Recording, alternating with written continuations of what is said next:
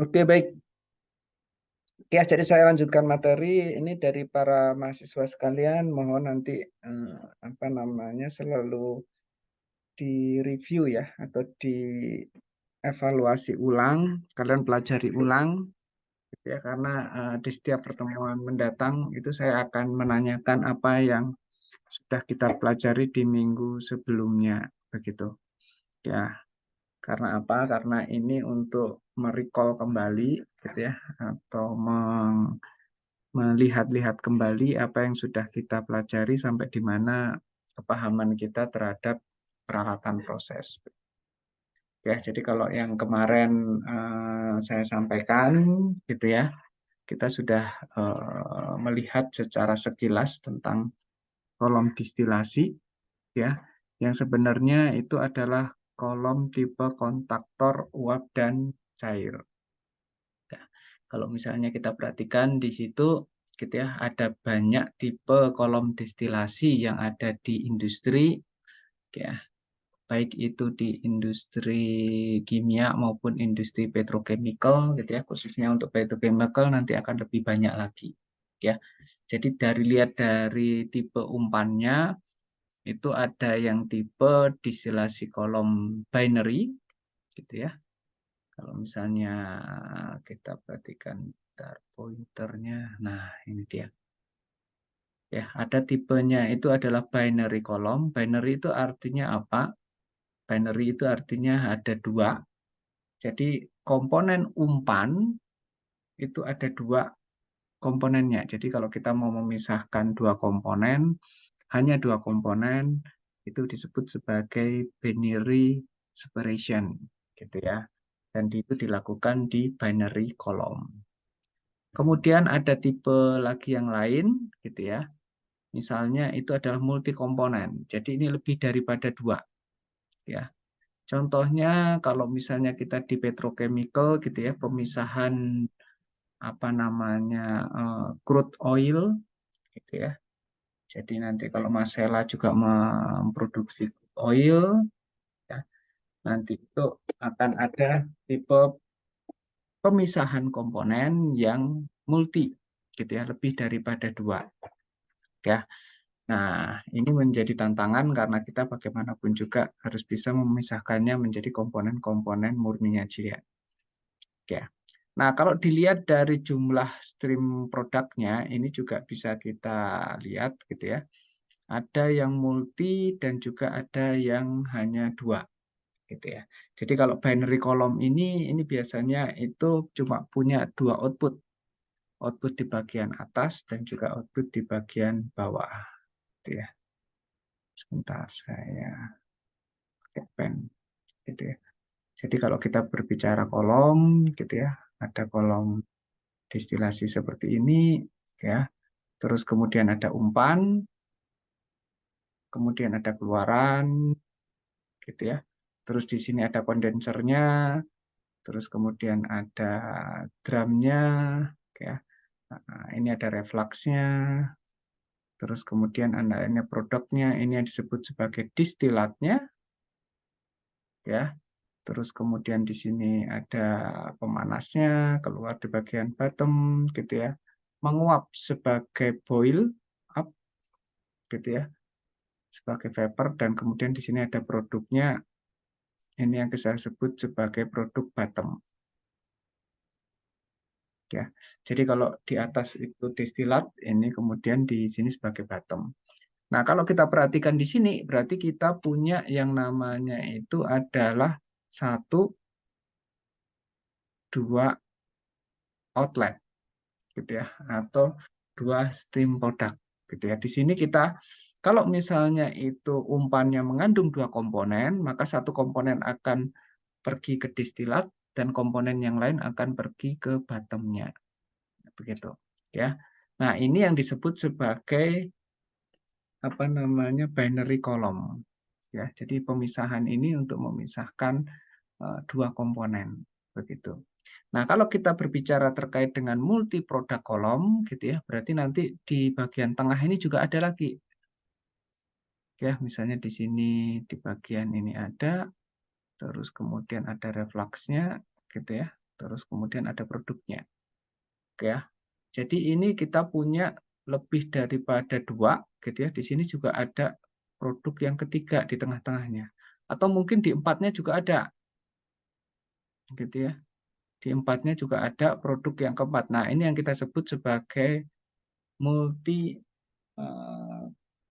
komponen distillation, karena kita mendapatkan produk lebih daripada 2, gitu ya, bisa 3 atau 4. Ya. Nah, kalau kalian perhatikan gitu ya, contoh produk terkait dengan ini atau contoh unit ini misalnya itu adalah kolom CDU atau crude distillation unit yang ada di kilang-kilang yang ada di Indonesia. Itu adalah contoh dari multi produk kolom gitu ya. Jadi di sini akan dihasilkan banyak produk-produk gitu ya, meskipun kolomnya hanya satu gitu ya. Terus kemudian ada tipe-tipe yang lain yang mungkin tidak akan terlalu banyak saya akan bahas di sini, gitu ya. Misalnya tipe untuk extractive distillation, ya. Jadi ini distilasi sekaligus ada proses apa namanya ekstraksi di situ, ya. Terus kemudian ada azeotrope distillation, dan ini juga tidak akan terlalu banyak saya bahas. Ya, yang pasti adalah azeotrope itu di mana titik uapnya itu adalah sama. Gitu. Ini memang akan menjadi tantangan. Contoh komponen yang memiliki titik azeotrope itu misalnya itu adalah etanol dengan air, ya, yang nilainya itu di kisaran 95%, begitu. Ya. Nah, yang akan saya bahas untuk ini saya lanjutkan materinya. Ya. Nah, kalau kita berbicara kemarin sudah berbicara kita berbicara apa namanya tipe kolom destilasi itu ada yang batch dari sisi operasinya ada yang batch ya. Kalau misalnya yang continuous gitu ya, ini kita juga ada tipe kolomnya gitu ya. Ada tipe kolomnya itu tray ya atau nampan atau bagi gitu ya kalau di dalam bahasa Indonesia ya. Kemudian ada juga tipe kolom yang bentuknya itu package ya atau pack kolom ya. Jadi kalau pack kolom ini atau kolom isian itu biasanya diisi dengan keramik gitu ya atau dengan apa namanya padatan-padatan kecil gitu ya yang kita taruh di dalam kolom tersebut ya. Kalau tipenya itu yang tipe tray ya, mungkin di ini ada biasanya itu adalah kalau kita perhatikan kolomnya itu seperti ini gitu ya. Terus kemudian ada bentukan tray-traynya. Nah, ini adalah tipe tray ya. Di sini misalnya itu ada bagian topnya, kondensernya ya, terus kemudian ada reflux drum, terus kemudian masuk dan terus kemudian ini menjadi produk distilatnya ya di tipe tray. Ya, jadi apa yang terjadi pada tipe tray itu gitu ya? Cairan yang kembali dari reflux ini akan mengguyur dari eh, nampannya, kemudian turun ke bawah, cairannya akan turun ke bawah, gitu ya, di bagian downcomers, terus kemudian seterusnya dia akan sampai dengan di bagian keluar di bagian bottom, gitu ya. Nah, kemudian di bagian bottom ini kan ada reboiler, jadi akan mengubah fasanya menjadi uap, ya, mengubah fasa cairan yang ada di sini akan menjadi uap. Nah, ini akan masuk melewati dengan lubang-lubang yang ada di dalam tray ini, ya. Jadi karena dia sifatnya atau viskositasnya atau densitasnya lebih rendah, gitu ya. Jadi densitas yang rendah itu menyebabkan yang namanya gas-gas ini akan naik pergi ke atas. Sedangkan cairan karena densitasnya itu berat, ya, dan dia mengalami gravitasi, maka dia akan turun ke bawah gitu ya. Jadi apa namanya gasnya itu pergi ke atas melewati lubang-lubang yang ada di dalam tray ini gitu ya. Terus kemudian cairan itu akan menggenang di atasnya. Nah, karena ada apa cairan kontak antara cairan dan gas gitu ya. Jadi proses kontak antara gas dengan cair itu berlangsung di dalam tray ini ya. Nah, kalau misalnya kita bandingkan dengan kolom yang satu lagi, itu adalah tipenya itu adalah tipe packing. Bentuknya mungkin sama, gitu ya. Peralatan dasarnya mungkin akan sama. Ada kondenser juga, terus kemudian ada reboiler, gitu ya. Di bagian bottom juga ada yang namanya itu reboiler, gitu ya. Nah, ini juga sama.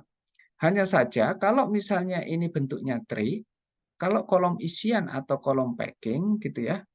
Jadi di bawah ini ada support, terus kemudian diisi semacam partikel atau benda-benda padat kecil gitu ya, yang itu kita sebut sebagai packing gitu ya. Nah, jadi benda-benda ini akan kita tumpuk gitu di sini gitu ya, hingga dia itu memenuhi seluruh ruangan di bagian kolom ini gitu ya. Jadi bentuknya itu bisa macam-macam. Kita bisa bulatan-bulatan gitu ya, bisa bentuknya itu seperti apa namanya bola gitu ya. Nah, gitu ya, ini di sini ya. Nah, proses kejadiannya juga sama. Cairan dari apa namanya refleks ini akan turun ke bawah. Sekali lagi karena apa ya? Karena gravitasi gitu ya. Densitasnya berat, tinggi gitu ya, sedemikian hingga dia akan turun ke bawah gitu ya, ke reboiler, kemudian reboiler ini akan mengubah menjadi uap ya. Nah, ini akan uap dan uap ini akan pergi dari bawah menuju ke atas. Jadi, kalau misalnya kita perhatikan gitu ya, kita perhatikan kontak antara uap cair ini akan berlangsung di sepanjang packing ini ada. Ya, kalau tadi itu kontak uap cairnya ada di tray-nya gitu ya. Kalau ini sepanjang kolom, sepanjang ada packing gitu ya. Jadi oleh karena itu ya ada yang mengatakan bahwa kadangkala ya eh, packing ini memiliki efisiensi yang lebih tinggi gitu ya untuk persatuan panjang yang sama, panjang kolom yang sama dikarenakan apa gitu ya. Kalau di dalam packing itu proses kontaknya itu hanya pada tray-nya ini, tetapi kalau misalnya kolom packing gitu ya, kalau tray ini kan hanya pada tray, sedangkan kolom packing ini bisa terjadi hampir di sepanjang kolom gitu ya, sepanjang kolom ini terisi dengan packing-packing tersebut gitu ya, atau terisi dengan partikel-partikel atau padatan-padatan yang mengontakkan antara uap dan cair tersebut begitu ya. Nah, apa namanya? Tentu saja gitu ya pilihan antara apakah kita akan menggunakan trikolom ataukah kita akan menggunakan tipe packing gitu ya. Itu akan tertentukan dari kita itu mau melakukan pemisahannya apa gitu ya, atau kita mau melakukan proses kolom destilasinya, pemisahannya itu bentuknya itu seperti apa gitu ya. Oke, baik. Nah, kemudian ya peralatan apa yang harus ada di dalam kolom destilasi gitu ya. Yang pasti itu adalah main kolomnya. Main kolomnya itu biasanya itu adalah tower tegak gitu ya, atau suatu kolom bentuk vertikal gitu ya, di mana di dalamnya itu akan terisi tray ataupun packing begitu ya. Jadi proses pemisahan itu akan berlangsung di kolomnya gitu ya, di mana itu adalah tahap-tahap keseimbangan antara uap dan cairnya ya. Jadi apa namanya? Yang pertama itu adalah vertikal kolomnya ya, terus kemudian internalnya apakah dia mau pakai tray gitu ya, ataukah dia mau menggunakan packing ya. Jadi packing ini seperti padatan-padatan kecil yang dimasukkan ke dalam kolom ya. Terus kemudian ada reboiler yang posisinya biasanya di bawah. Ya, tujuannya itu adalah untuk menguapkan kembali cairan yang di bottom ini gitu ya, agar kembali lagi pergi ke kolom destilasi ya, dan nanti itu akan berkontak dengan cairan yang turun, gitu ya. Jadi ini di bagian bawah ini ada yang namanya reboiler, ya. Terus kemudian di bagian atas ini juga kita akan melihat adanya kondenser, ya. Jadi kondenser ini kalau kebalikannya dengan reboiler, kalau reboiler tadi mengubah fase dari cair menjadi uap, ya, terus kemudian dimasukkan lagi supaya uapnya ini bisa pergi ke atas. Nah, kalau karena boiler ini, gitu ya, ini kalau misalnya kita lihat fasanya, itu mengubah fasa dari cair, uap menjadi cair, ya. Terus kemudian cairan ini akan kita kembalikan lagi, gitu ya. Nah, dia akan turun ke bawah.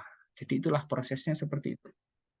Ya, kontak uapnya itu akan diakomodir dengan adanya dua peralatan ini, gitu ya, adanya reflux dan boil up, ya. Yang menyebabkan reflux dan boil up itu apa?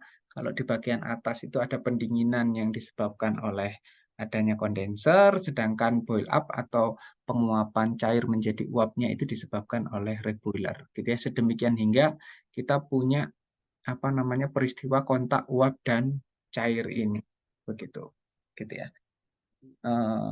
Ini adalah peralatan ini. Terus kemudian ada juga reflux drum. Jadi reflux drum itu adalah misalnya di sini ada drumnya, gitu ya. Nah, gitu ya. Karena dia ini mengubah fasanya dari uap menjadi cair, maka di sini biasanya ada genangan cairan. Ya, nah terus kemudian cairan inilah yang nanti kita pompa, kita masukkan kembali ke dalam kolom distilasi, begitu. Ya, jadi di sini kita punya reflux drum, ya, untuk menampung jadi condensed vapor, jadi cairan dari atas ini yang dikondensasikan oleh kondenser ini nanti kita akan tampung di ini dan kemudian kita masukkan ulang, kita recycle, gitu ya, ke dalam kolom dalam bentuk cairan, gitu ya. Jadi ini adalah 5 peralatan dasar yang harus diperhatikan, gitu ya, yang harus kita pasang ketika kita akan menggunakan yang namanya itu adalah kolom distilasi, begitu ya. Jadi kalau gambarannya secara umum, gitu ya, nah ini apa yang Anda punya, gitu ya. Anda punya kolom destilasi di sini, gitu ya, yang merupakan unit utama untuk proses keseimbangan uap dan cairnya, mengontakkan antara uap dan gas. Terus kemudian kita punya kondenser yang dia nanti itu akan mencairkan fasa uap yang keluar dari bagian atas kolom ini, kemudian kita cairkan, kita tampung di reflux drum, ya. Kemudian ada yang kita kembalikan sebagai yang disebut sebagai reflux, terus kemudian ada juga yang kita tarik sebagai produk distilat, ya, atau produk atas, ya. Terus kemudian di bagian bawah kita juga akan memiliki unit reboiler, ya. Kalau misalnya kita lihat di sini ada unit reboiler ini, ya, tujuannya apa, gitu ya. Kalau kita perhatikan di sini, ini ada cairan yang turun dari bagian bawah dari kolom, terus kemudian kita akan uapkan kembali, gitu ya. Jadi reboiler ini kalau di sini disebut sebagai reflux, di sini kita sebut sebagai boil up, ya. Ya, jadi kalau misalnya di bagian atas kita punya ada istilah reflux ratio, ya. Jadi berapa jumlah umpan, apa jumlah cairan yang dikembalikan dan berapa jumlah destilatnya. Nah, kalau boil up itu adalah berapa yang dikembalikan dan berapa yang nantinya akan ditarik sebagai produk di bagian bawah. Ya, jadi di bawah juga ada namanya boil up ratio. Jadi ini adalah peralatan dasar yang harus kita sediakan kalau kita menggunakan unitnya itu adalah distilasi kolom untuk proses distilasi kontinu, gitu ya. Jadi destilasi kontinu ini pasti bentuknya seperti apa? Masih ingat kalau destilasi batch seperti apa? Ya. Jadi kalau destilasi batch kita di bawah itu ada yang namanya pot. Nah, di sini biasanya kita sebut sebagai pot, ya. Terus ini akan terhubung ke dalam suatu kolom destilasi, ya, sama, ya. Nah, terus kemudian ya bagian atas ini akan kita kondens sama dengan yang ini. Terus kemudian ada bagian refluksnya dan ada yang kita kembalikan. Ya, jadi ini adalah kondenser. Ya, sedangkan di sini itu adalah reflux drum. Ya, nah, di bagian reflux ini cairannya. Ya, jadi umpannya dari mana? Gitu ya. Ini dari pot ini. Pot ini terus kemudian kita panaskan, ya, atau kita injeksikan di sini steam. Ya, tergantung ya. Jadi tergantung prosesnya, apakah mau steam ataukah kita injeksi dengan heat atau panas. Ya, nah dengan adanya panas ini, dia uapnya itu akan menguap pergi ke atas. Ya, nah di kolom ini juga ada packing ataukah tray, tergantung dari apa namanya tipenya. Tapi untuk batch distillation umumnya itu adalah menggunakan tipenya itu adalah packing. Gitu ya. Jadi uap akan pergi ke atas, kemudian didinginkan di kondenser kalau misalnya sudah menyentuh bagian atas, ya, terus kemudian akan dicairkan atau dikondensasikan di bagian reflux ini, sehingga demikian hingga nanti akan terbentuk cairan dan cairan ini ada yang dikembalikan ke dalam kolom itu yang disebut sebagai reflux ataukah dijadikan produk distilat. Gitu ya. Nah, kapan ini operasinya akan selesai? Ya, kalau misalnya di sini ya material di sini sudah habis. Ya, atau sudah masih tersisa material tetapi sudah tidak ada lagi produk distilat di bagian bawah, ya, maka itu disebut sebagai operasinya sudah berakhir, ya. Tapi kalau misalnya apa namanya untuk continuous gitu ya, ditanyakan kapan berakhirnya ya ketika umpan tidak ada, ya. Jadi perbedaannya adalah di bagian umpan ini, ya. Kalau continue itu akan selalu dia operasi gitu ya sampai dengan ya fitnya, kalau nggak ada ya nggak ada gitu ya. Tapi kalau misalnya di bagian distilasi batch ini prosesnya berakhir sampai dengan ya di bagian pot ini sudah habis begitu. Nanti kalau misalnya operasi lagi diisi lagi potnya terus kemudian dijalankan lagi. Makanya itu disebut sebagai destilasinya destilasi batch. Ya. Nah, untuk basic operasi dan terminologinya gitu ya. Jadi ini mungkin sudah Anda ini dalam pemisahan divisional atau sistem pemisahan kemarin dalam mata kuliah pemisahan. Jadi kalau kita perhatikan di sini di dalam kolom itu gitu ya. Ini sebenarnya ada kontak antara uap dengan cairnya gitu ya. Nah, kalau misalnya area dari sini ini kita sebut sebagai enriching gitu ya. Sedangkan area di sini kita sebut sebagai area stripping gitu ya. Jadi enriching ini adalah mengkayakan, sedangkan stripping ini adalah menstrip gitu ya komponen-komponen yang masih berharga supaya dia diangkat pergi ke atas. Tuh. Intinya adalah enriching dan stripping itu sama sebenarnya gitu ya. Kalau misalnya dilihat dari proses fisiknya, yaitu merupakan kontak antara uap dengan cairannya begitu. Oke. Oke, ini gambaran sekilas saja bagaimana operasi yang terjadi kalau misalnya kita perhatikan gitu ya. Ini sebenarnya terjadi kontak antara cairan dengan uapnya. Kalau di tray itu berlangsung di bagian tray ini, ya. Jadi kalau misalnya ini kita liquid, ini nanti pergi ke sini gitu ya. Terus kemudian nah gitu ya. Terus kemudian uapnya ini masuk lewat lubang-lubang yang ada di tray-nya, kemudian terjadi kontak uap dan cair. Tuh, ya. Di bagian kondenser sama gitu ya. Kalau misalnya kita lihat kondenser ini adalah untuk mencairkan uap yang keluar di bagian atas dari kolom ini.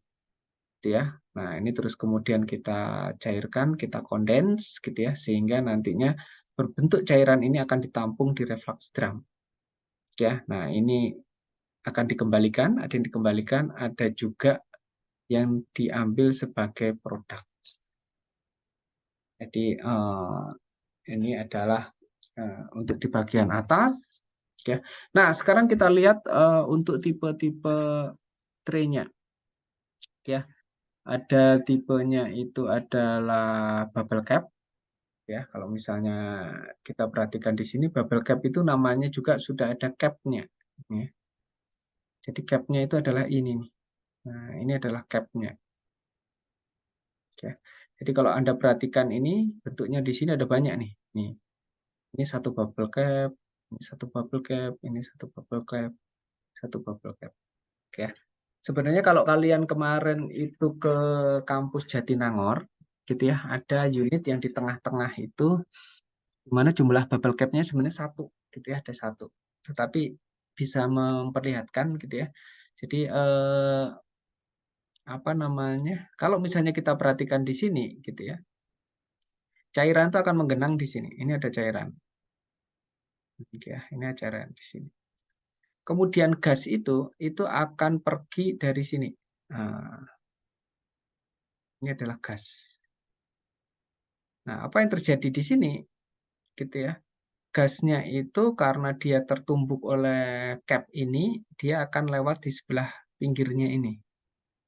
Ya, nah karena di sini ada genangan air, maka disitulah terjadi bubbling, gitu ya. Jadi ada bubbling kontak antara uap dengan cair, ya. Terus kemudian pergi ke atas dari sini, gitu ya. Jadi kontaknya itu adalah di bagian ini, ya. Jadi di sini. Ini tidak mungkin cairannya pergi ke sini, karena apa? Gitu ya. Karena ini ada tanggulnya. Ya, di sini ada tanggulnya, jadi nggak mungkin dia pergi terus kemudian cairannya pergi ke sini, gitu ya. Jadi di sini hanya dilewati oleh fasa gas saja, gas ke sini terus kemudian pergi ke sini, gitu ya. Ini adalah untuk tipe yang bubble cap, ya. Ya. Terus kemudian untuk valve tray itu sebenarnya hampir mirip ya dengan bubble cap ini, gitu ya. Cuma kalau valve tray itu, ya, kalau valve tray itu, misalnya kita itu punya yang namanya lubang, gitu ya. Ini misalnya ada lubang-lubang dalam ini kita punya banyak lubang, gitu ya. Terus yang namanya valve tray itu di sini ada penutupnya, gitu ya. Ini ada penutupnya, ya. Nah, karena ada gas yang ini, maka kadang-kadang dia itu akan terbuka, gitu ya. Jadi dia akan sedikit terangkat, ya, karena ada gas di sini, gitu ya.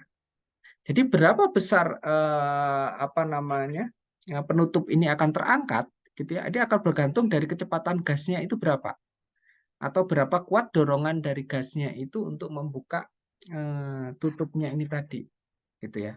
Jadi makanya ini disebut sebagai valve, gitu ya, karena dia sebenarnya bisa membuka dan bisa menutup. Dia agak menutup kalau kecepatan gasnya rendah, gitu ya.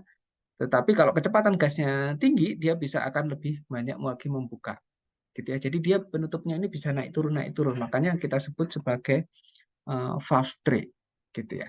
Jadi lifting cap, gitu ya. Ini apa namanya tutup yang bisa keangkat, ya. Inilah yang kita sebut sebagai valve tray, gitu. Ya. Terus kemudian, jadi ini mirip ya dengan bubble cap tadi. Tapi kalau bubble cap itu tidak bisa naik turun, gitu ya. Tapi kalau ini bisa. Oke. Terus kemudian tipe yang sederhana itu adalah shift tray. Kalau shift tray ini dia benar-benar cuma lubang saja. Ya, cuma lubang saja, tidak ada penutupnya. Kalau tadi bubble cap kan ada cap-nya ya, terus kemudian valve itu juga ada lifting cap-nya, gitu ya, atau penutupnya. Kalau ini nggak ada, gitu ya. Jadi ini benar-benar cuma kayak ayakan, gitu ya. Jadi kayak ayakan biasa, ayakan pasir gitu, tipe ada lubang-lubang saja, tidak ada penutupnya. Ya, ini memang sederhana. Ini yang paling murah dibandingkan dengan bubble cap maupun valve tray, gitu ya. Hanya saja dia rawan terjadi permasalahan kalau misalnya berhubungan dengan laju yang rendah, gitu ya. Misalnya laju gasnya rendah, itu nanti cairannya itu bisa masuk ke dalam sini. Nah, kalau lajunya rendah, gitu ya, bisa masuk ke lubang-lubangnya ini. Nah, ini kan jadi permasalahan karena kan cairan ini harusnya keluarnya itu di downcomers, gitu ya. Ada kalau misalnya ini kolom, gitu ya. Nah, ini harusnya cairan itu perginya itu ke sini. Nah, baru ke tray berikutnya kan di sini. Nah, seperti itu. Nah, tapi kalau misalnya ini shift tray, kalau pas gasnya atau uapnya itu kecil, dia bisa akan turun lewat lubang-lubang ini. Ya, jadi ini jadi permasalahan, gitu ya. Biasanya untuk shift tray ini digunakan kalau pada proses di mana laju alirnya itu sangat tinggi gitu ya. Jadi misalnya untuk proses-proses gas gitu ya, lapangan gas gitu ya, nanti di Masela itu kemungkinan juga Anda akan menggunakan shift itu kan karena gasnya banyak sekali gitu ya. Jadi pemurnian gas itu biasanya nanti itu gasnya banyak, cairan solvennya itu sedikit. Nah, itu bisa tuh dengan menggunakan tipe shift tray ini ya. Ya, jadi ini harus dipastikan bahwa nanti gasnya itu kecepatannya itu cukup sedemikian hingga tidak terjadi yang namanya cairan ini merembes ke lubang-lubangnya. Ya, proses perembesan cairan dalam lubang itu yang kita sebut sebagai whipping, gitu ya istilahnya itu atau cairan merembes. Oke, nah ini kalau misalnya Anda lihat perhatikan apa yang terjadi di bubble cap gitu ya. Nah, ini adalah prosesnya gitu ya. Ini untuk yang shift tray, ini yang shift. Ya, kalau ini adalah bubble cap. Saya tulis BC. Oke ya. Jadi kalau bubble cap ini nggak ada capnya, nggak ada penutupnya. Jadi dia gasnya aja blub-blub gitu ya dari ya. Kalau misalnya untuk ini. Nah, kalau misalnya ini untuk valve tray. Jadi valve tray ini seperti yang tadi saya sampaikan, ini tuh bisa buka, bisa nutup gitu ya. Bisa naik ke atas, bisa ke bawah gitu ya. Jadi apa namanya? Besarnya bukaan ini bergantung dari kecepatan dorongan dari gasnya ini ya. Dia bisa setengah membuka, bisa fully open gitu ya. Nah, seperti valve lah gitu dari ini. Tipe-tipenya macam-macam, ada yang seperti ini, ada juga yang bentuknya seperti ini gitu ya. Tapi dua-duanya ini baik bubble cap maupun valve tray gitu ya punya cap, punya pelindung ini. Gitu ya, punya cap. Pelindung ini tujuannya apa? Yaitu tadi menghindari yang namanya terjadinya whipping atau rembesan cairan menuju ke dalam lubang-lubang yang ada di tray ini. Gitu ya. Jadi kalau cairan sekali lagi itu kan ngalirnya harus seperti ini. Ini cairan ini. Nggak boleh cairan itu tiba-tiba masuk ke sini nggak boleh. Gitu ya. Nanti proses kontak uap cairnya tidak maksimum. Gitu. Kan, kalau tidak maksimum nanti apa yang terjadi? Yang tidak terjadi pemisahan. Gitu. Oke, baik. Ya, ini ada perbandingannya.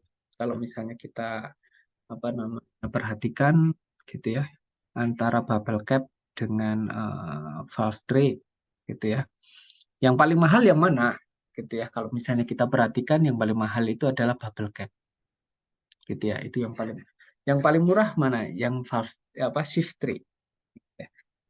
Tray ini murah sekali karena apa ya dia sebenarnya cuma kayak saringan pasir itu lubang-lubang saja tidak ada cap pelindungnya gitu ya jadi dia yang paling murah ya terus kemudian dilihat dari pressure dropnya itu juga bubble cap yang paling tinggi gitu ya tapi kalau kita lihat efisiensinya efisiensi dari bubble cap itu yang paling tinggi ya paling rendah itu adalah shift-nya ya.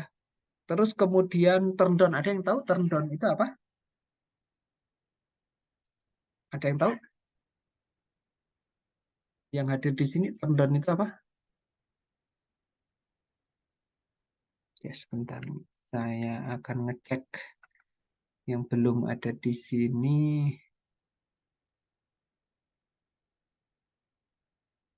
Gloria, Gloria, apakah ada di sini? Iya, Pak. Turn down itu apa? Ini ada typical turn down ratio. Turn down apa?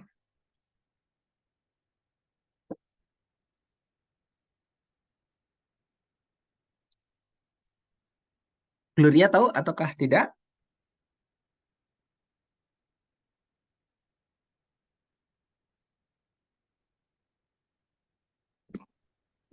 Pengukuran aliran ya, Pak? Ya, betul. Ya, jadi turn down itu adalah kondisi di mana apa namanya laju alirnya itu lebih rendah daripada kondisi yang dipersyaratkan, gitu ya. Jadi setiap alat itu memiliki yang namanya turn down ratio, gitu ya. Jadi kalau misalnya katakanlah alatnya beroperasi cuma pada kapasitas 50%, itu apakah alatnya bisa beroperasi? Enggak. Jangan-jangan ada yang nggak bisa beroperasi, gitu ya, karena laju alirnya terlalu rendah. Ya. Nah, bubble cap itu paling bagus, gitu ya. Jadi turn down ratio-nya itu paling bagus, gitu ya, karena apa namanya memang ada cap pelindungnya itu tadi, gitu ya. Yang paling jelek kalau misalnya kondisi laju air rendah itu adalah di bagian yang apa namanya shift ini, ya. Jadi kalau laju gasnya rendah, apa yang terjadi? Dia nanti bisa eh, bocor, gitu ya, atau mengalami weeping, gitu ya. Cairan bisa merembet. Ya. Oke, baik.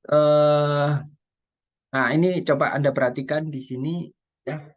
Ini adalah penampakan kalau misalnya terjadinya kontak antara uap dengan cair. Kalau misalnya kita perhatikan di sini ada yang namanya itu adalah sebentar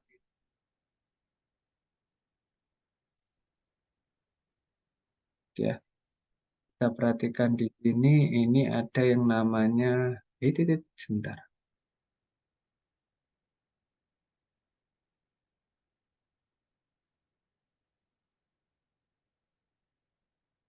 ya. Jadi ada yang namanya downcomers, ya. Ini downcomers. Oke, di sinilah downcomers. Downcomers apa sih? Tempat aliran air untuk turun. Jadi kan aliran air itu kayak seperti ini. Nah, turun itu di downcomers. Terus kemudian apa namanya? Kalau misalnya kita perhatikan, vapor itu adalah melewati lubang-lubang ini. Jadi kalau misalnya ini ada plate gitu ya, ada atau tray gitu ya. Nah, ini ada lubang-lubangnya gitu ya. Lubang-lubangnya itulah tempat di mana nanti itu laju uap ini akan pergi gitu ya, atau akan melewatinya ya. Jadi uap itu tidak akan melewati downcomers ini, tapi dia akan lewat ke sana ya. Jadi kalau misalnya uap itu biasanya lurus saja dari bawah menuju ke atas, sedangkan untuk cairannya, nah ini yang dia akan berbelok-belok, gitu ya. Nanti akan mengikuti apa namanya downcomers dan terus kemudian lewat di bagian atasnya tray, terus kemudian turun lagi di bagian sisi yang lain dari traynya, turun, terus kemudian melewati tray di bagian atas, terus kemudian turun di bagian sisi yang lain, begitu. Oke. Terus kemudian, nah ini kalau misalnya kita lihat apa namanya internalnya, gitu ya. Jadi ada juga wear, ya. Wear itu apa? Gitu ya. Wear itu biasanya kita pasang itu di sini, tanggul. Wear itu adalah tanggul, gitu ya. Wear itu adalah digunakan untuk menentukan kira-kira berapa ketebalan cairan yang akan melewati eh, tray tersebut, gitu ya.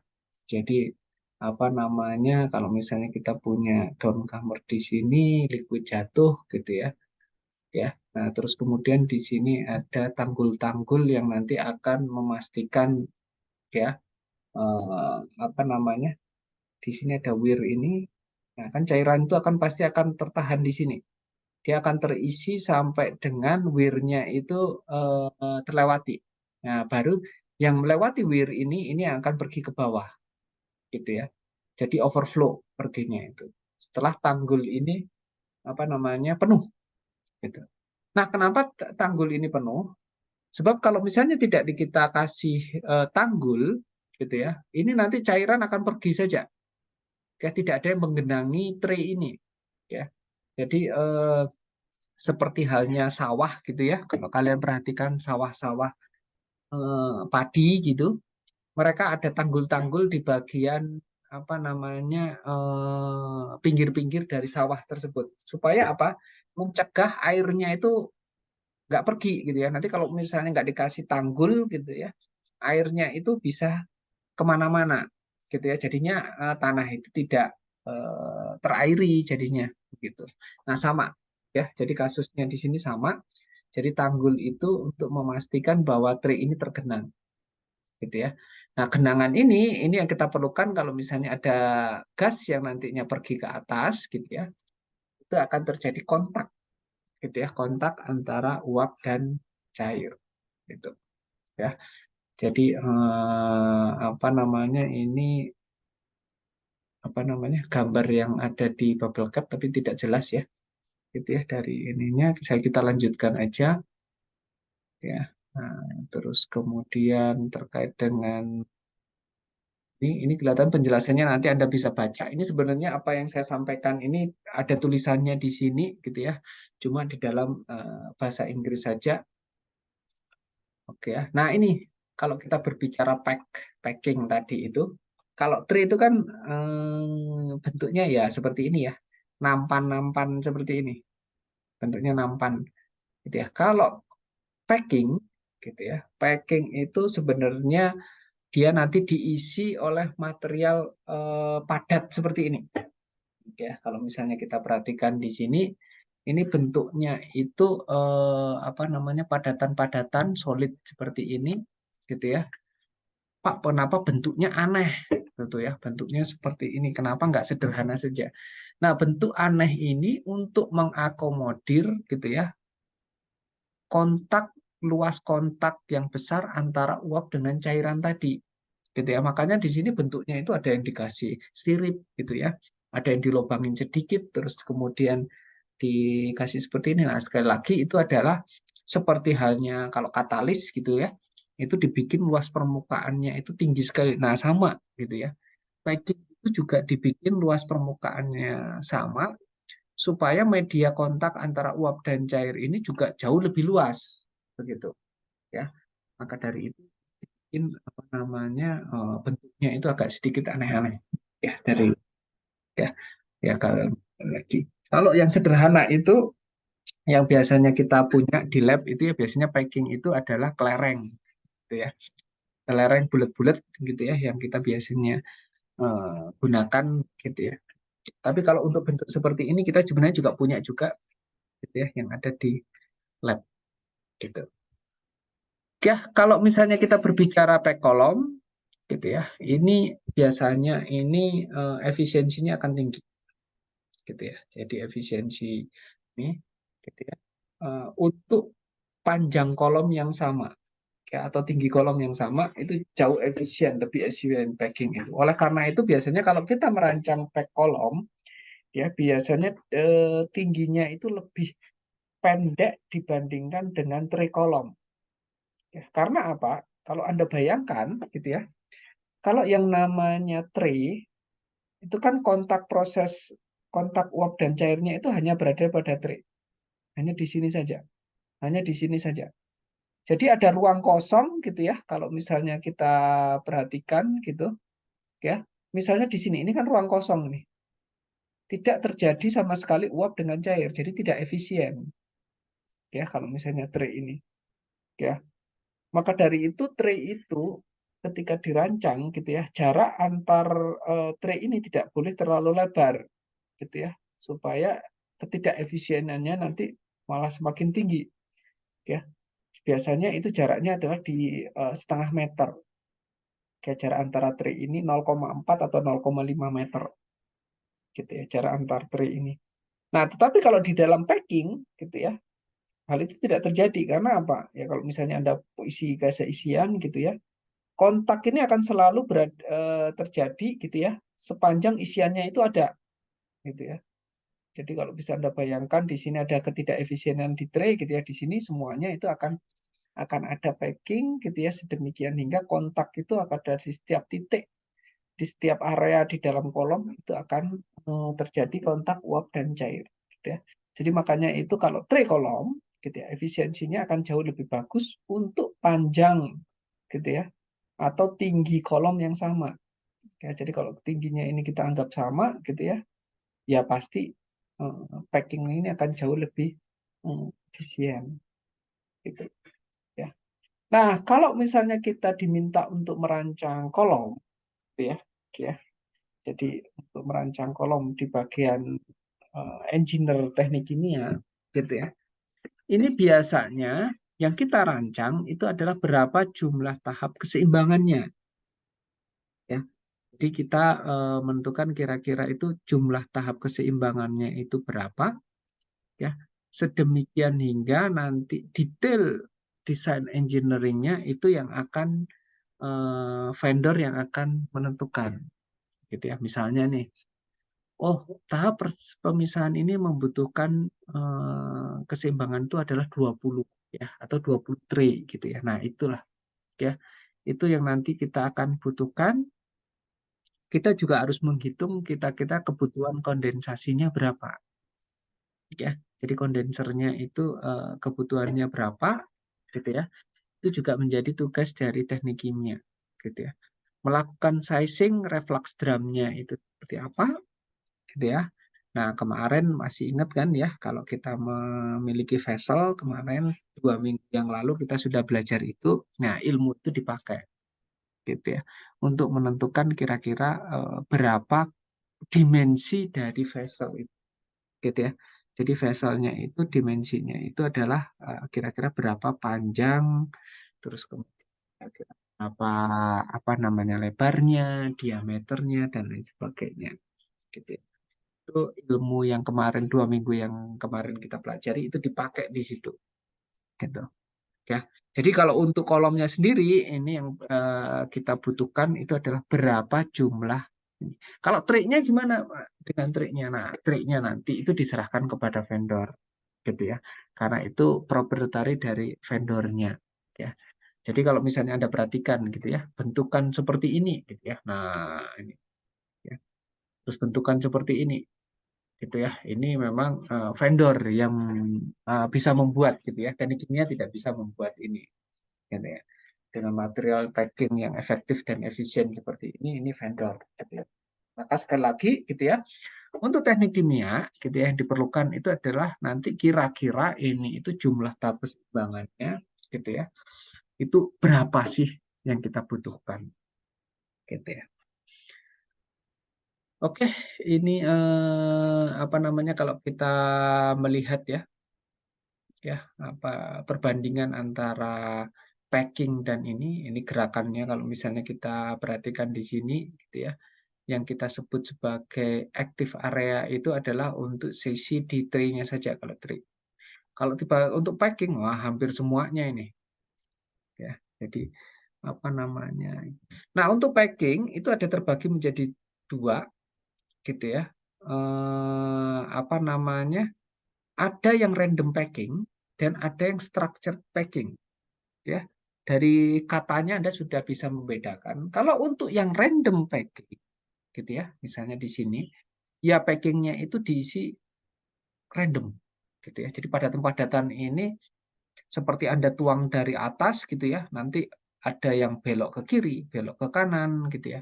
Atau ada yang mendatar, ada yang tegak gitu ya. Orientasinya ini bisa kemana-mana gitu ya. Ini yang kita sebut sebagai random packing ya. Nah, terus kemudian ada yang lebih apa namanya modern lagi, ya lebih baru lagi. Ini yang kita sebut sebagai structured packing. Ya. Pak, kenapa sih ada random packing? Kenapa ada structured packing? Ini tujuannya adalah bagaimana untuk memaksimumkan proses kontak uap dengan cair tersebut, gitu ya. Nah, untuk tipe yang saat ini ada, banyak kan itu adalah tipenya sudah mengarah kepada structured packing. Oke. Kenapa ini structure packing lebih disukai gitu ya? Ada di permasalahan di dalam kolom pack itu yang disebut sebagai channeling. Nah, channeling.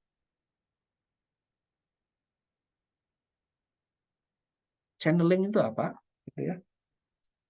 Karena kita itu random packing, kadangkala itu ada ruangan yang lebih lebar dibandingkan yang lain gitu. Jadi yang terjadi itu adalah Anda tahu kan sifat dari gas dia akan memilih jalan yang lebar dibandingkan jalan yang sempit seperti Anda naik sepeda motor gitu ya. Kalau ada jalan besar dan ada jalan kecil gitu ya. Jalan yang ramai dengan jalan yang sepi pasti akan Anda pilih itu adalah jalan yang lebar dan sepi gitu. Sama. Kadang-kadang kalau misalnya kita perhatikan di sini, oh ini ada area yang kosong, kemudian nah gas itu lebih senang pergi ke sini. Nah, gas itu lebih senang pergi ke sini. Jadi hampir ke semua gas itu misalnya pergi ke sini. Sedikit yang pergi ke sini. Nah, yang sini.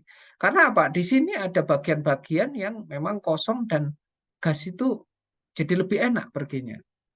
Nah, ini yang disebut dengan channeling, gitu ya. Jadi apa namanya tidak merata gas itu perginya, gitu ya. Cairan juga sama. Kalau cairan, ada ruangan yang jauh lebih kosong, nah cairan itu juga pergi ke bawahnya juga lewat sini, gitu. Nah, ketidakmerataan eh, proses bergeraknya cairan atau gas ini, gitu ya, ini akan mempengaruhi kontaknya. Jadi kontaknya itu tidak efisien, ya. Jadi kontak di sini ini tidak efisien, ya. Karena apa? Channeling tadi. Nah, hal ini itu memang akan menjadi masalah karena apa? Nanti performanya itu akan turun, gitu ya. Padahal harapan kita itu adalah kontak uap dan cair itu terjadi di seluruh area fasa gas maupun fasa cair. Jadi kalau misalnya seperti ini bisa jadi ini sebenarnya nggak ada kontak nih antara gas dan cairnya. Misalnya gasnya pergi ke sini, cairannya senangannya pergi ke sini. Nah, ini kan tidak terjadi kontak nih, ya. Misalnya karena channeling tadi, gitu ya. Nah, ini yang dihindari. Oleh karena itu, salah satu metode untuk menghindari itu biasanya menggunakan structure packing. Kalau structure packing ini orientasinya semuanya seragam. Ya, Anda bisa perhatikan di sini kan seragam. Ya, jadi kalau seragam ini hampir dipastikan bahwa tiap titik di apa namanya di packing ini akan dilewati oleh gas maupun cairan yang sama, gitu ya. Nah, kalau misalnya kontak gas dan cairannya sama, gitu ya, harapannya memang di sini akan jauh lebih seragam, gitu ya. Kalau lebih seragam, maka proses pemisahannya itu akan menjadi jauh lebih baik, begitu, ya. Oke, nah ini adalah contoh-contohnya. Ini bahan untuk random packing. Ini yang random, ya random packing. Pak, kalau misalnya dari harga gimana Pak? Ya pasti lebih murah random. Ya, nah ini adalah tipe untuk structure.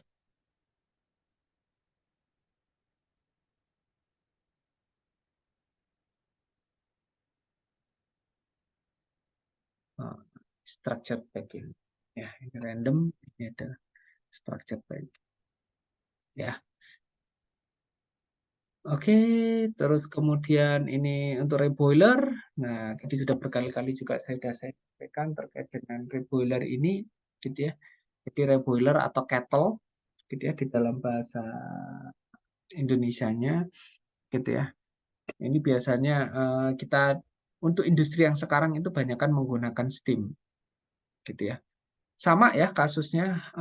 Kalau untuk perancangan kolom destilasi ini apa sih yang dibutuhkan? Nah, berapa juti atau steam yang harus kita suplai itu tugas dari teknik kimia, gitu ya.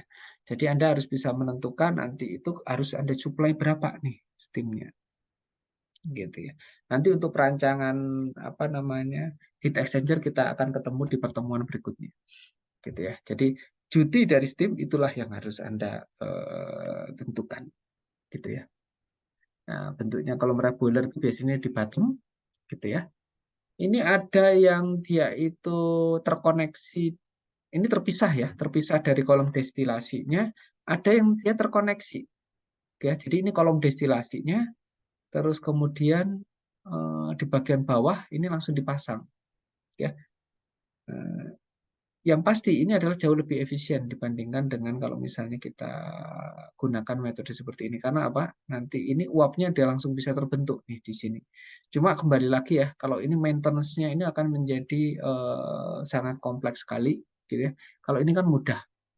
Kalau misalnya ada permasalahan di sini, ya udah kita tinggal copot ini aja, gitu ya, dari kemudian.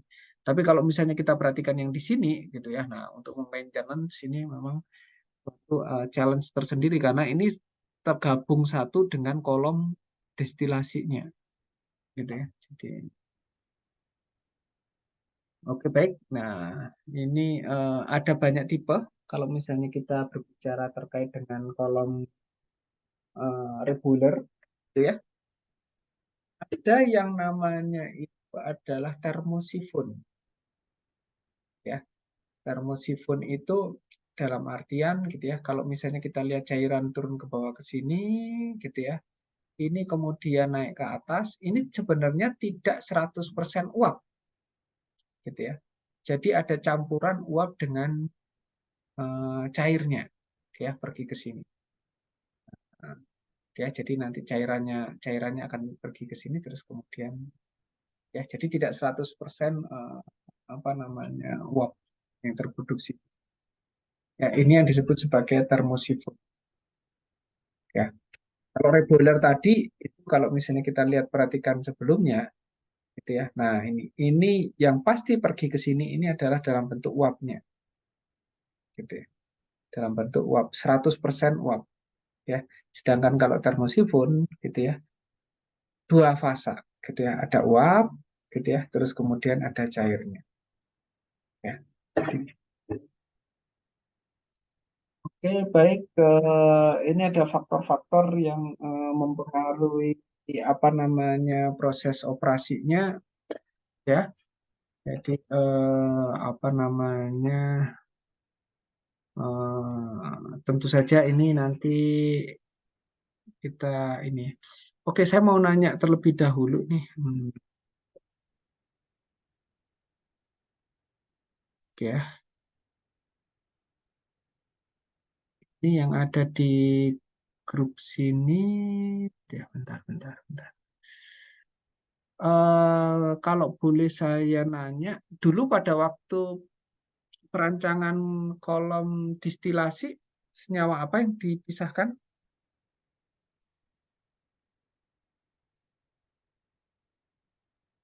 Ada yang bisa menjawab?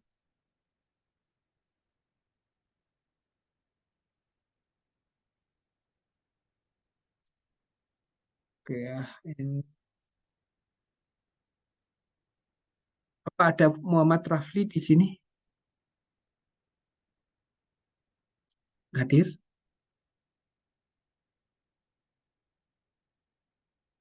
Tidak hadir ya? Terus kemudian, nikel ada nih nikel. Nikel bisa apa namanya? Iya, Pak. Kemarin pada waktu Anda melakukan perancangan distilasi, sudah pernah merancang kan ya? Halo?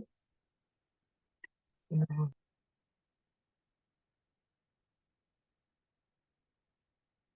Halo? Itu? Belum, Pak. Belum pernah melakukan perancangan kolom distilasi atau ketika dulu pada waktu pemisahan mata kuliah pemisahan apa sih yang pada waktu distilasi studi kasusnya apa?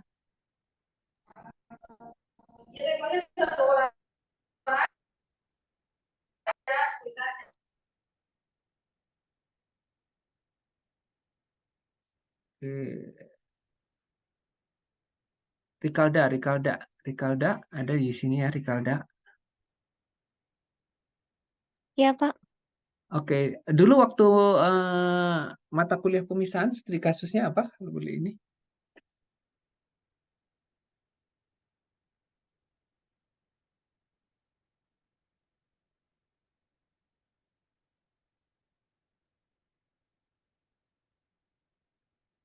Pernah dapat studi kasus?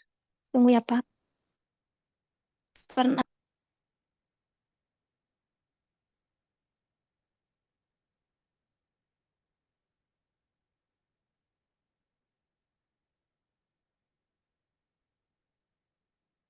tuh di kasusnya kayak absorpsi gas cair gitu, Pak. Senyawanya apa? Senyawanya.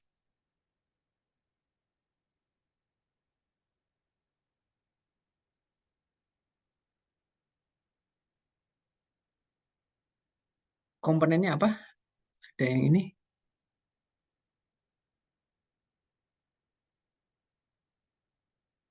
Atau Rafika di sini juga hadir juga ya. Rafika hadir.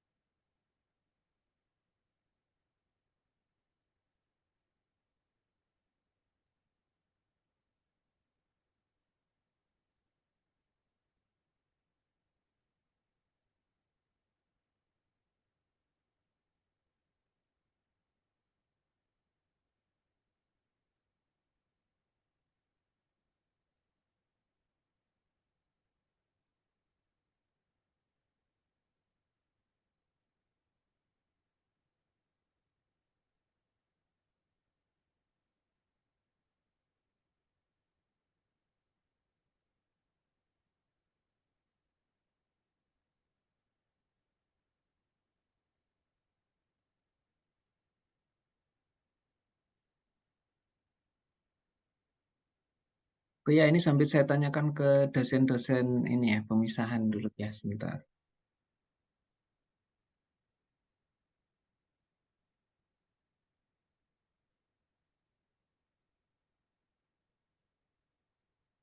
Dulu pemisahan Pak Korudin ya, kalau nggak salah ya, betul ya?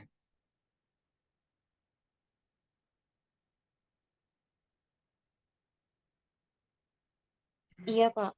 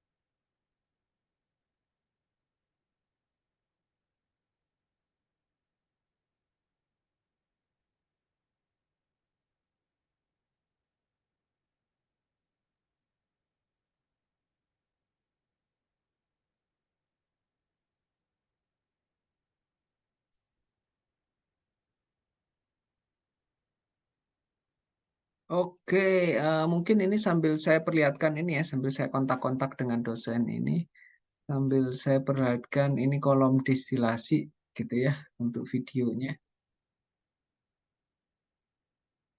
Bisa kelihatan kan ya YouTube-nya ya? Kelihatan, Pak. Bisa Pak?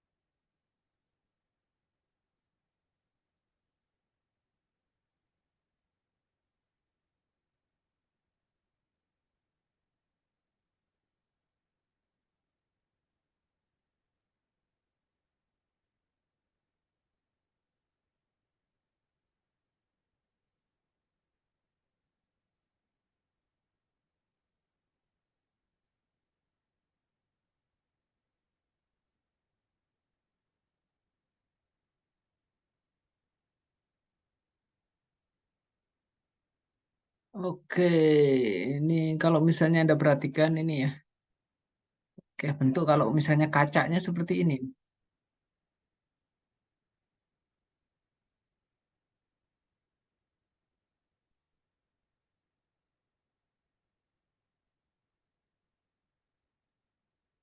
Ya, kalau misalnya Anda perhatikan itu ya ini kondensernya nih. Nih, makanya ada cairan ya. Cairan di sini yang turun gitu ya dari ini. Terus kemudian ini traynya itu adalah tipe packing gitu ya. Nah, kalau misalnya Anda perhatikan di sini ada kontak uap dan cairnya seperti gelembung-gelembung gitu ya, berbuih gitu. Nah, itu menandakan ada kontak dengan uap dan cairnya.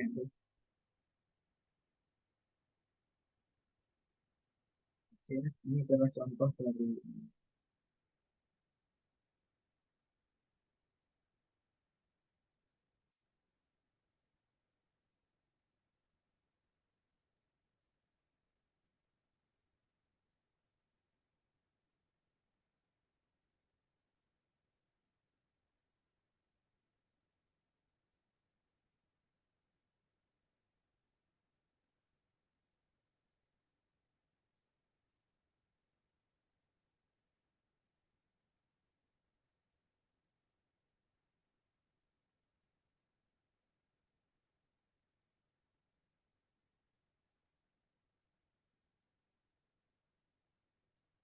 Oke, baik.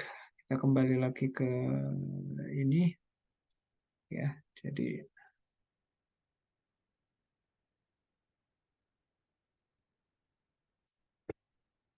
oke. Oke, tadi kita sudah melihat unit kolom destilasi gitu ya di YouTube gitu ya. Jadi secara umum mengikuti atau merujuk pada apa yang sudah kita dengarkan hari ini, yang kita pelajari hari ini gitu ya.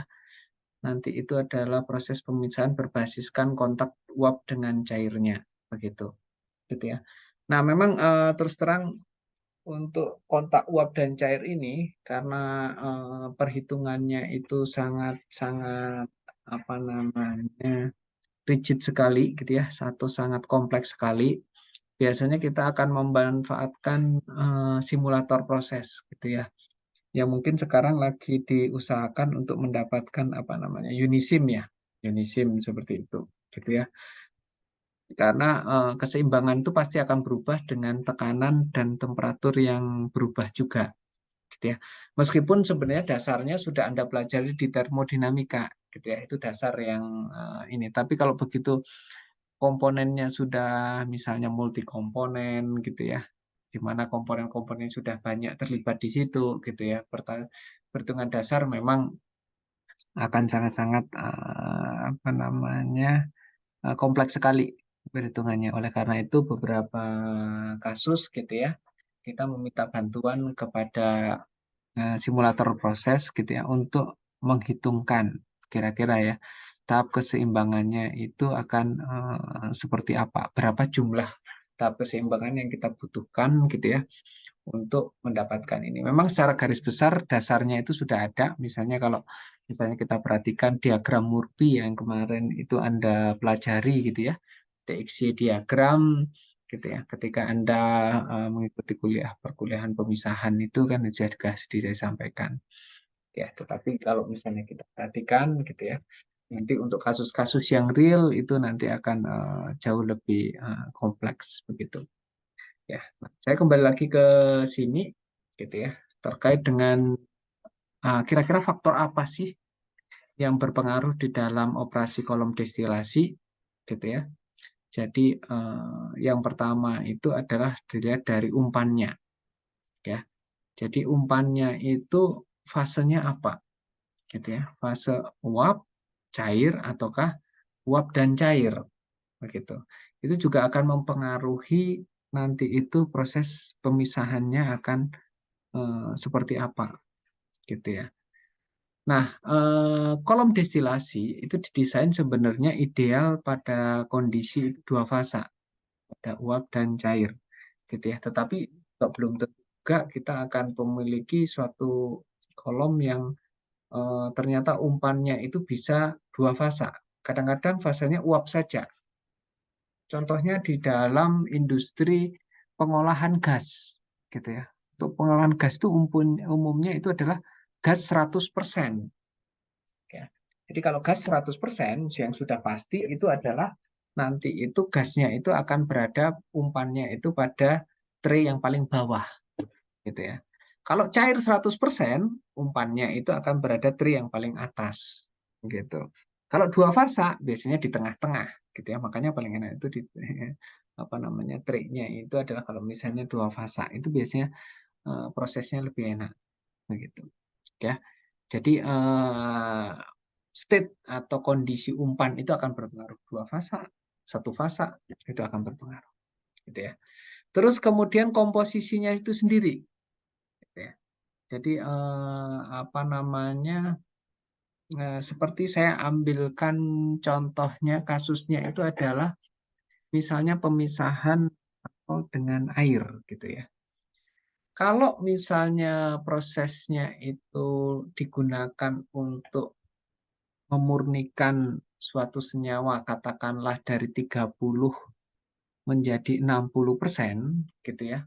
Itu biasanya jumlah kolomnya itu atau jumlah tray-nya itu akan relatif sedikit dibandingkan kita itu ingin memisahkan dari 95 ke 99, gitu ya. Jadi pemisahan meskipun ya saya tuliskan di sini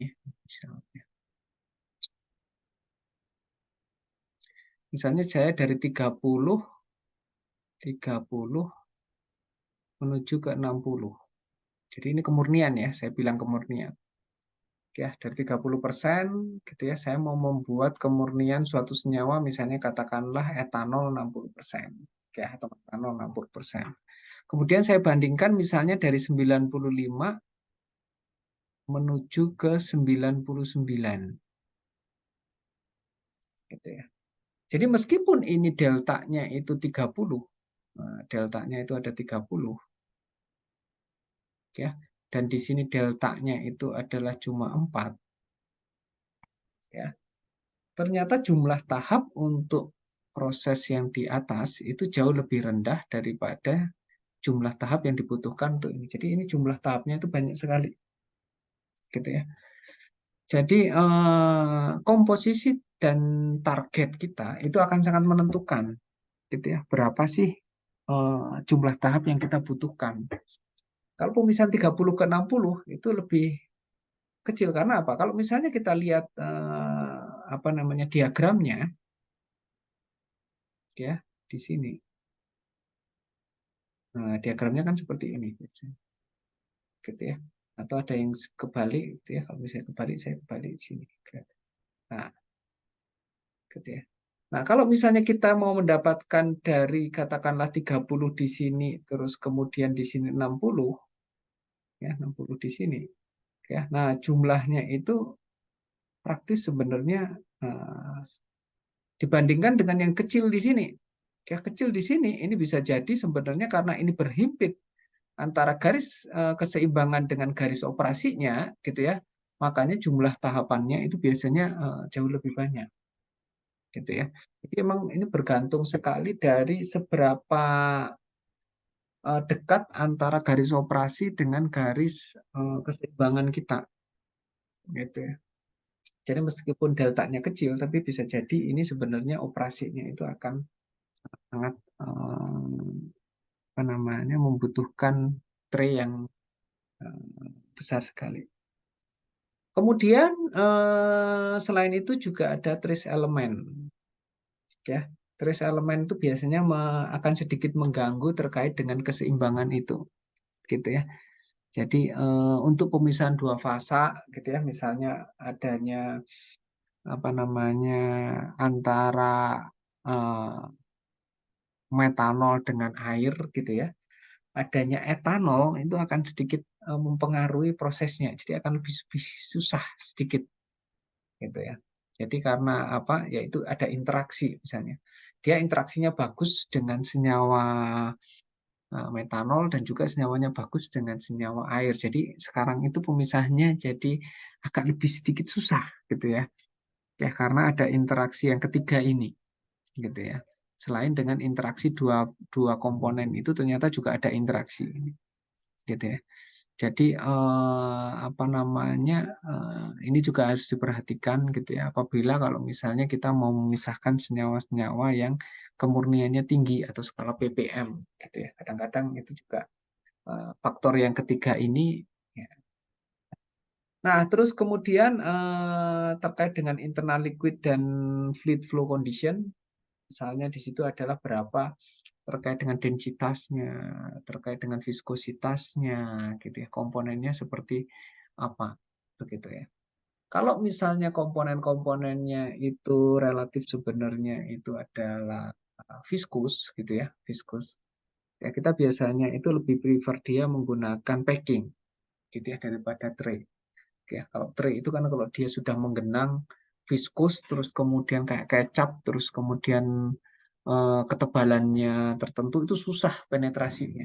Ya, jadi lebih enak itu kalau misalnya senyawa-senyawa viskus itu kadang kita gunakannya itu adalah packing gitu ya. Misalnya dengan menggunakan bahan alam gitu ya. Bahan alam itu ada yang misalnya getah gitu kan, getah kalau kita tahu itu kan getah itu padat gitu ya, lebih cenderung padat. Viskositasnya itu sangat tinggi sekali. Nah, lebih sering kita menggunakan packing daripada menggunakan tray gitu ya. Jadi ini juga harus menjadi karakter yang harus dipahami gitu ya. Ketika kita menentukan mau mode distilasinya seperti apa, begitu. Ya, terus kemudian dari itu tadi tray dan packing sendiri, kapan kita harus memilih gitu ya? Kapan ini? Kalau pengalirannya bagus gitu ya. Terus kemudian apa namanya light tipenya itu viskositasnya rendah gitu ya, kita biasanya tray itu nggak ada masalah gitu ya. Dan memang tray itu yang lebih disuka kadang-kadang ya daripada packing gitu ya, dari ini. Oke, terus kemudian weather condition juga nanti menjadi parameter eksternal yang nanti juga perlu kita perhatikan juga di sini gitu ya. Oke, baik. Ada yang ditanyakan dari para mahasiswa sekalian?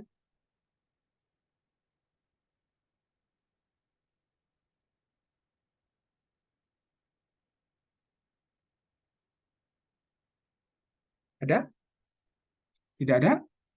Jelas semua? Atau kebingungan semua? Gitu ya, kalau nggak ada pertanyaan biasanya kalau jelas semua, kalau nggak ini adalah bingung semua. Ada yang tanyakan? Tidak ada? Oke, baik. Kalau misalnya tidak ada yang ditanyakan, ini saya sedang koordinasi dengan Pak Harudin. Tapi nanti nggak apa-apa lah gitu ya dari ini.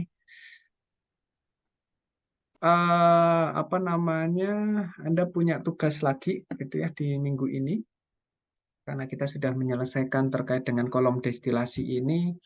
Tugasnya kali ini tidak sampai merancang gitu ya, karena apa namanya biasanya kalau di kita perancangannya itu menggunakan proses simulator, tapi karena kan proses simulatornya belum tersedia gitu ya. Jadi apa yang akan kita lakukan saat ini adalah Anda merangkum materi yang berhubungan dengan kolom destilasi ini, gitu ya. Jadi apa namanya? Nanti akan saya pisah-pisahkan terkait dengan perancangannya. Anda sudah bisa merancang vessel gitu ya kemarin. Berarti di bagian reflux drum sudah tidak ada masalah gitu ya. Nah, minggu depan kita akan masuk ke HI. Nah, HI itu nanti kita akan bisa untuk melakukan perancangan terkait dengan kondenser dan reboilernya begitu gitu ya. Nah, untuk kolom ini sedang saya tanyakan ke Pak apa namanya Pak Horudin gitu ya. Dulu studi kasusnya seperti apa, mungkin itu yang akan saya gunakan sebagai basis perancangan, cuma tadi belum dapat dijawab. Nah, oleh karena itu sembari nunggu dari apa namanya jawaban dari Pak Khairuddin ini gitu ya. Jadi untuk tugas yang ketiga, ya, jadi Anda sudah punya dua tugas ya. Tugas yang pertama itu yang menarasikan proses flow diagram, kemudian tugas yang kedua itu yang plot plan kemarin gitu ya. Nah, ini sekarang yang tugas ketiga. Ini Anda membuat rangkuman materi yang berhubungan dengan perancangan gitu ya atau dasar filosofi dari kolom destilasi ini gitu ya. Jadi supaya Anda lebih paham gitu ya, Anda tuliskan kepahaman Anda gitu ya, diketik, terus kemudian nanti saya akan bukakan seperti sebelum-sebelumnya, yaitu saya bukakan untuk apa namanya Google Classroom-nya begitu. Oke. Baik, ada yang ingin ditanyakan dari ini? Materi hari ini?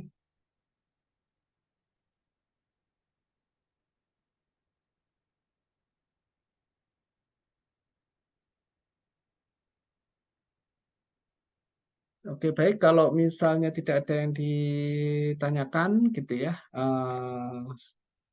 apa namanya, mungkin kita bisa cukupkan di sini, gitu ya. 1,5 jam bicara capek juga ya. Ya, nah nanti apa namanya nanti saya bukakan. Nah, untuk due date-nya itu seperti biasa, gitu ya. Kita 2 minggu dari hari ini untuk due date dari Classroom-nya, Google Classroom-nya, begitu. Ya. Oke, baik. Ada? Kalau misalnya tidak ada, kita bisa sudahi untuk perkuliahan untuk hari ini, gitu ya. Terima kasih atas perhatian dari para mahasiswa sekalian, gitu ya. Kita ketemu di minggu depan, gitu. Ya. Baik, terima kasih semuanya. Salam sehat semuanya. Terima kasih, Pak. Oke, baik. Terima kasih, Pak. Oke, saya tutup untuk pertemuannya ya.